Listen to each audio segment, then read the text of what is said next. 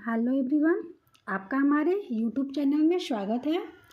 आज हम CTET paper first फरवरी 2015 में हुए पेपर का सीडीपी का पार्ट करने वाले हैं। यहाँ पे सीडीपी के 300 क्वेश्चन हम सॉल्व करेंगे। यहाँ पे चलिए देखिए। पहला क्वेश्चन, शिक्षार्थियों के ज्ञान अर्जन में सहायता करने के क्रम में अध्यापकों को किस पर ध्यान केंद्रित करना चाहिए?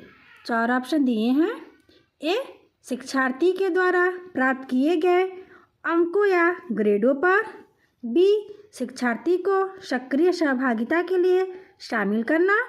सी, शिक्षार्थी के द्वारा अधिगम की अवधारणाओं में कुशलता प्राप्त करना। डी, सुनिश्चित करना कि शिक्षार्थी सब कुछ याद करते हैं। तो इसका आंसर होगा बी, शिक्षार्थी को सक्रिय सहभागिता के लिए शामिल करना।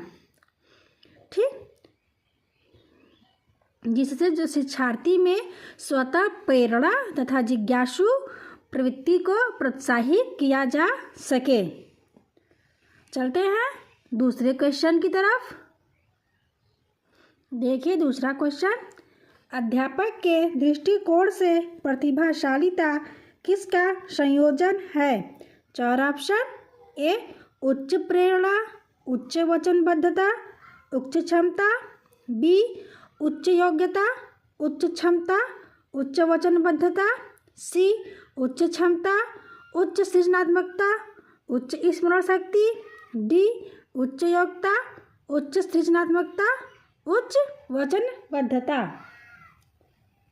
तो अध्यापक के दृष्टिकोण से प्रतिभाशीलता, उच्च योग्यता, उच्च सृजनात्मकता, उच्च वचनबद्धता का संयोजन है। ठीक, इसका आंसर होगा डी। चलते हैं अब तीसरे क्वेश्चन की ओर। देखिए तीसरा क्वेश्चन, एनसीएफ 2005 के अनुसार गलतियां इस कारण से महत्वपूर्ण होती हैं। 4 ऑप्शन। ए, यह अध्यापकों को बच्चों को डांटने के लिए एक तरीका उपलब्ध कराती है। बी, यह बच्चे के विचार की अंतर्दृष्टि उपलब्ध कराती है तथा समाधानों को पहचानने में सहायता करती है। सी, यह कक्षा से कुछ बच्चों को हटाने के लिए आधार उपलब्ध कराती है। डी, यह विद्यार्थियों को उत्तीर्ण एवं अनुत्तीर्ण समूहों में वर्गीकृत करने के लिए एक महत्वपूर्ण उपकरण है। इसका आंसर होगा बी, ये बच्चे के विचार की अंतर्दृष्टि उपलब्ध कराती है तथा समाधानों को पहचानने में सहायता करती है। चलिए चौथे क्वेश्चन की ओर। देखिए चौथा क्वेश्चन, एक बच्चे की कॉपी में लिखने में विपरीत छवियां, दर्पण छवि आदि जैसी गलतियां मिलती हैं। इस प्रकार का बच्चा लक्षण प्रदर्शित कर रहा है। 4 ऑप्शन। ए, अधिगम में असक्तता। बी, अधिगम में कठिनाई के। सी, अधिगम में समस्या के।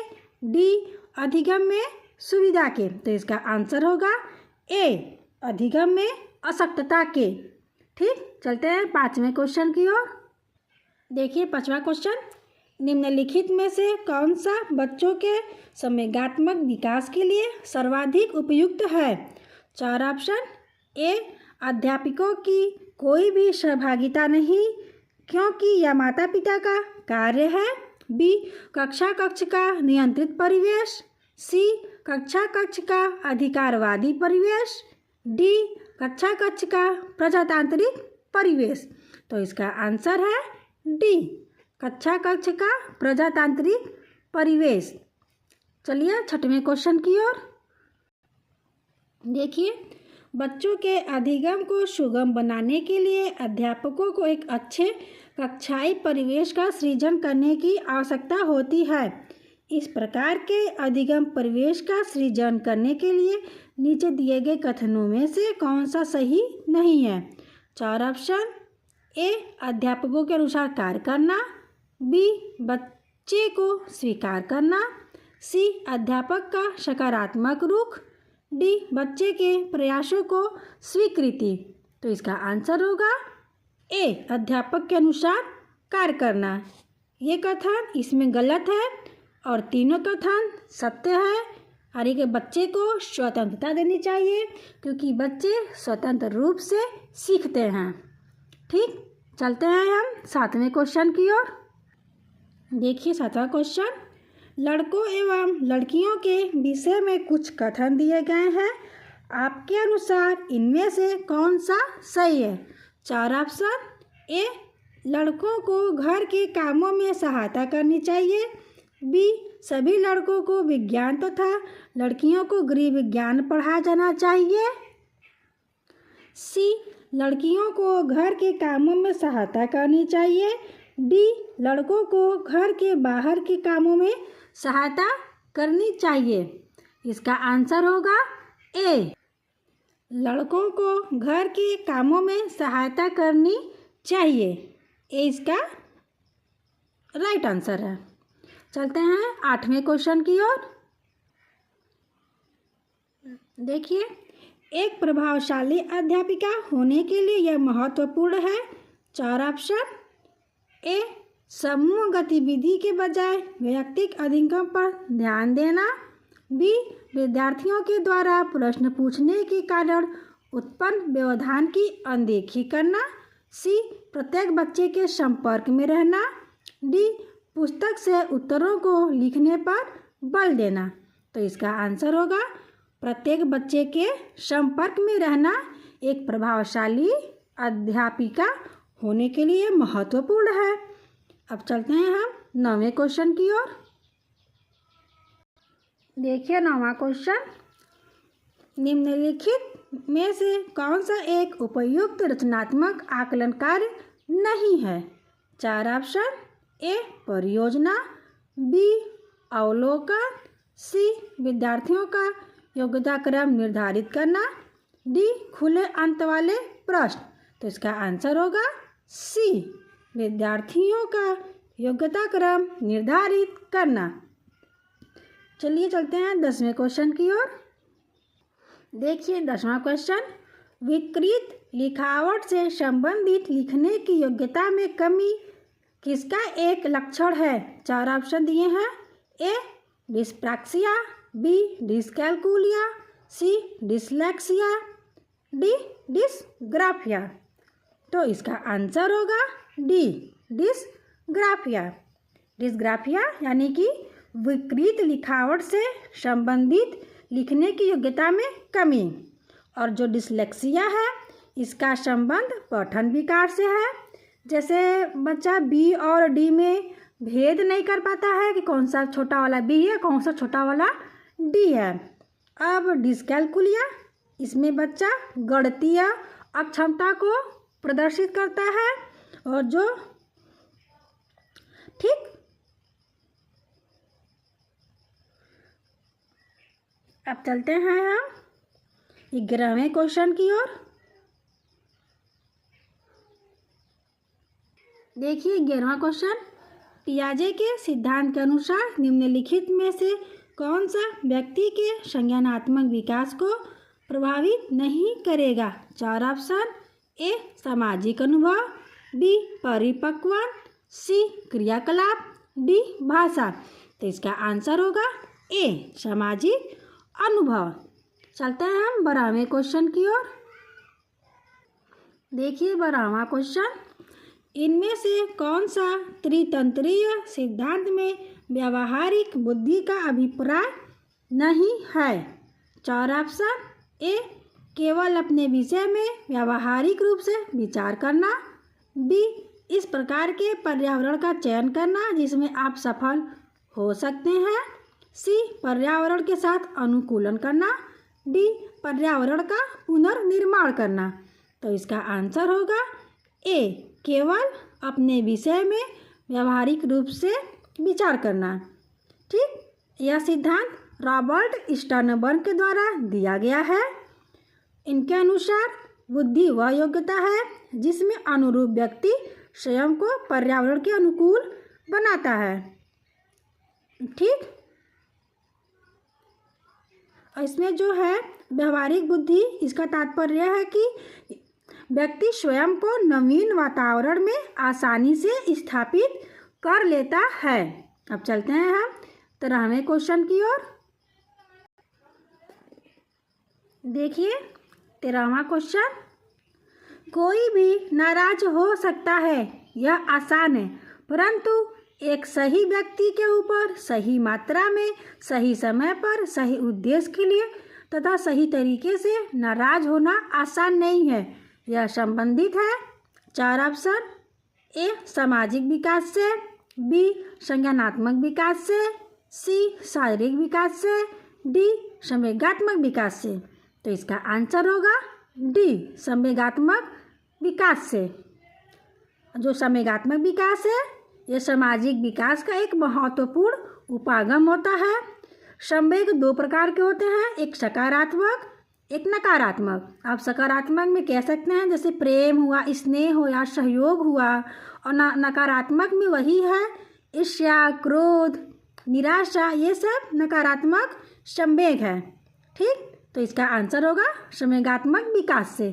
चलते हैं 14वें क्वेश्चन की ओर। देखिए 14वां क्वेश्चन, अधिगम में आकलन किसके लिए आवश्यक होता है?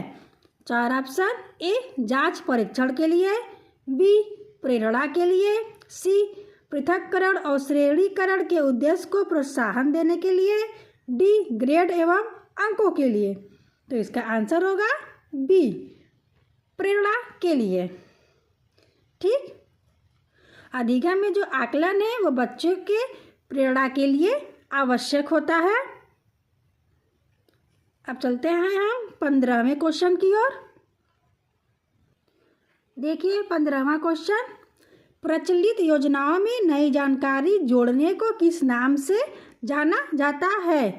4 ऑप्शन, ए साम्य धारण, बी आत्मसात्करण, सी संगठन, डी समायोजन। ठीक, इसका आंसर होगा बी आत्मसात्करण।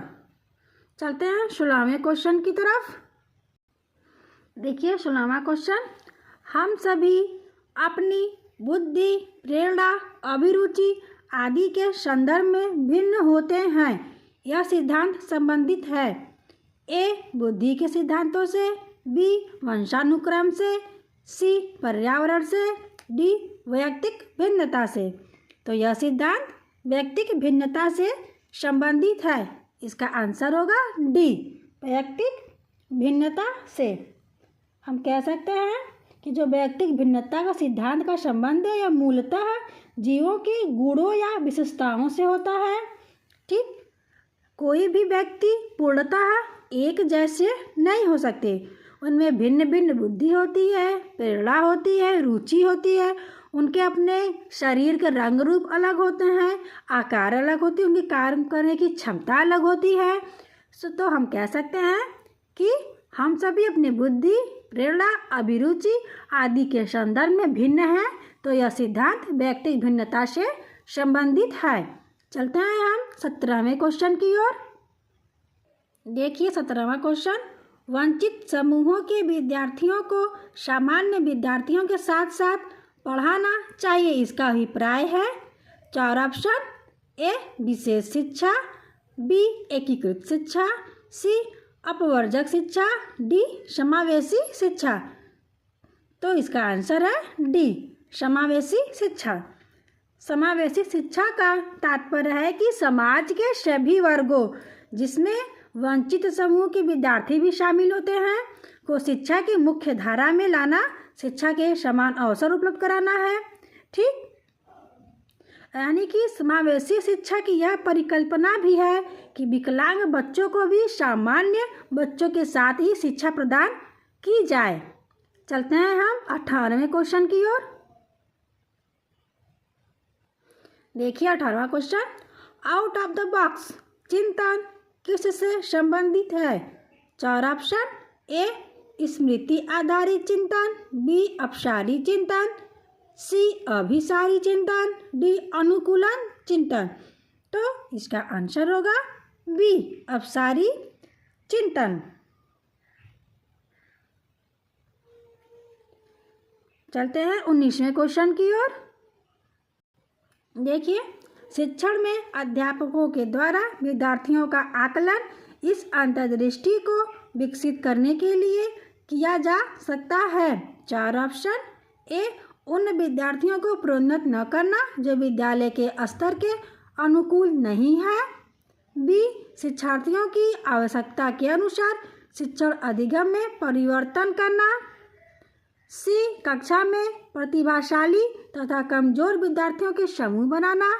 डी, उन विद्यार्थियों की पहचान करना जिन्हें उच्चतर कक्षा में प्रोन्नत करना है।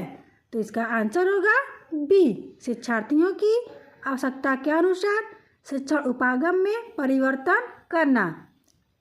चलिए 20वें क्वेश्चन की ओर देखिए। 20वां क्वेश्चन, अधिगम अनुभवों को इस प्रकार से आयोजित किया जाना चाहिए जिससे अधिगम को सार्थक बनाया जा सके। नीचे दिए गए अधिगम अनुभवों में कौन सा बच्चों के लिए सार्थक अधिगम को सुगम नहीं बनाता है? 4 ऑप्शन। ए, विषय वस्तु पर प्रश्न बनाना। बी, प्रकरण पर परिचर्चा और वाद विवाद। सी, प्रकरण पर प्रस्तुतिकरण। डी, विषय वस्तु की केवल याद करने के आधार पर पुनरावृत्ति। तो इसका आंसर होगा डी। इसमें पूछा है नहीं तो डी, यानी कि इसमें केवल याद करना ये निगेटिव है। तो विषय वस्तु की केवल याद करने के आधार पर पुनरावृत्ति ये आंसर सटीक है। अब चलते हैं 21वें क्वेश्चन की ओर। बच्चों को शाब्दिक या गैर शाब्दिक दंड देने का परिणाम होता है। 4 ऑप्शन। ए, बच्चे की छवि की सुरक्षा करना। बी, उनके अंकों में सुधार करना। सी, उनके स्वयं के प्रति अवधारणा को नष्ट करना। डी, उन्हें कार्य करने के लिए प्रेरित करना। तो इसका आंसर होगा सी, उनके स्वयं के प्रति अवधारणा को नष्ट करना। चलिए 22वें क्वेश्चन की ओर। अध्यापिका ने एक कमेटी के प्रधान को सभापति के स्थान पर सभाध्यक्ष लिखा। यह संकेत करता है कि अध्यापिका 4 ऑप्शन। ए, भाषा पर अच्छा अधिकार रखती है। बी, एक लिंग मुक्त भाषा का प्रयोग कर रही है। सी, लिंग पूर्वाग्रह से ग्रस्त है। डी, एक अधिक उपयुक्त पारिभाषिक शब्द का पालन करती है। तो इसका आंसर होगा बी, एक लिंग मुक्त भाषा का प्रयोग कर रही है। चलिए 23वें क्वेश्चन की ओर। सतत एवं व्यापक मूल्यांकन किसके लिए आवश्यक है? 4 ऑप्शन। ए, शिक्षा बोर्ड की जवाबदेही कम करने के लिए। बी, जल्दी की जाने वाली गलतियों की तुलना में कम अंतराल पर की जाने वाली गलतियों को सुधारना। सी, यह समझने के लिए कि अधिगम का किस प्रकार अवलोकन किया जाता है, दर्ज किया जाता है व सुधार किया जाता है। डी, शिक्षण के साथ परीक्षण का तालमेल बैठाने के लिए। तो इसका आंसर होगा सी, यह समझने के लिए कि अधिगम का किस प्रकार अवलोकन किया जाता है, दर्ज किया जाता है व सुधार किया जा सकता है। चलते हैं अब हम नेक्स्ट क्वेश्चन पर। देखिए 24वां क्वेश्चन। लॉरेंस कोहलबर्ग के सिद्धांत में कौन सा नैतिकता की अनुपस्थिति को सही अर्थ में सूचित करता है? स्तर 4। बी, स्तर फर्स्ट। सी, स्तर सेकेंड। डी, स्तर थर्ड। तो इसका आंसर होगा बी, स्तर फर्स्ट। ठीक, चलते हैं 25वें क्वेश्चन की ओर। देखिए 25वां क्वेश्चन। निम्नलिखित में से कौन सा बच्चों के समाजीकरण के प्रगतिशील मॉडल के संदर्भ में सही नहीं है? 4 ऑप्शन। ए, बच्चे विद्यालय में बताई गई बातों को स्वीकार करते हैं चाहे उनकी सामाजिक पृष्ठभूमि कुछ भी हो। बी, कक्षा में प्रजातंत्र के लिए स्थान होना चाहिए। सी, समाजीकरण सामाजिक नियमों का अधिग्रहण है। डी, समूह कार्य में सक्रिय सहभागिता तथा सामाजिक कौशलों को सीखना। तो इसका आंसर होगा ए, बच्चे विद्यालय में बताई गई बातों को स्वीकार करते हैं चाहे उनकी सामाजिक पृष्ठभूमि कुछ भी हो। यह प्रगति मॉडल के संदर्भ में बात सही नहीं है। चलते हैं हम 26वें क्वेश्चन की ओर। देखिए 26वां क्वेश्चन। अध्यापिका ने ध्यान दिया कि पुष्पा अपने आप किसी एक समस्या का समाधान नहीं कर सकती है, फिर भी वह एक वयस्क या साथी के मार्गदर्शन की उपस्थिति में ऐसा करती है। इस मार्गदर्शन को कहते हैं। 4 ऑप्शन। ए पूर्व क्रियात्मक चिंतन, बी समीपस्थ विकास का क्षेत्र, सी सहारा देना, डी पार्श्वकरण। तो इसका आंसर होगा सी सहारा देना। ठीक, चलते हैं हम 27वें क्वेश्चन की ओर। देखिए 27वां क्वेश्चन। निम्नलिखित में से कौन प्रारंभिक बाल्यावस्था अवधि के दौरान उन भूमिकाओं एवं व्यवहारों के बारे में जानकारी प्रदान करते हैं जो एक समूह में स्वीकार्य है। 4 ऑप्शन। ए अध्यापक एवं साथी, बी साथी एवं माता पिता, सी माता पिता एवं भाई बहन, डी भाई बहन एवं अध्यापक। इसका आंसर होगा सी माता पिता एवं भाई बहन। चलते हैं 28वां क्वेश्चन की ओर। निम्नलिखित में से कौन सा आयु समूह परिवर्तित बाल्यावस्था श्रेणी के अंतर्गत आता है। 4 ऑप्शन। ए 18 से 24 वर्ष, बी जन्म से 6 वर्ष, सी 6 से 11 वर्ष, डी 11 से 18 वर्ष। तो परिवर्ती बाल्यावस्था इसमें 6 से 11 वर्ष के बच्चे आते हैं। चलते हैं 29वें क्वेश्चन की ओर। आर्जव तर्क देता है कि भाषा विकास व्यक्ति की नैसर्गिक प्रवृत्ति से प्रभावित होता है, जबकि सोनाली महसूस करती है कि यह परिवेश से प्रभावित होता है। आर्जव और सोनाली के बीच यह चर्चा किस विषय में है। 4 ऑप्शन। ए स्थिरता तथा अस्थिरता पर बहस, बी सतत तथा असतत अधिगम, सी प्रकृति तथा पालन पोषण वाद विवाद, डी चुनौतीपूर्ण तथा संवेदनशील भावना। तो इसका आंसर होगा सी प्रकृति तथा पालन पोषण वाद विवाद। चलिए चलते हैं हम CDP के लास्ट क्वेश्चन पर। देखिए 30वां क्वेश्चन। विद्यार्थियों को स्वच्छता के लिए प्रेरित करने हेतु उन्हें स्वच्छता समिति का सदस्य बनाना प्रतिबिंबित करता है।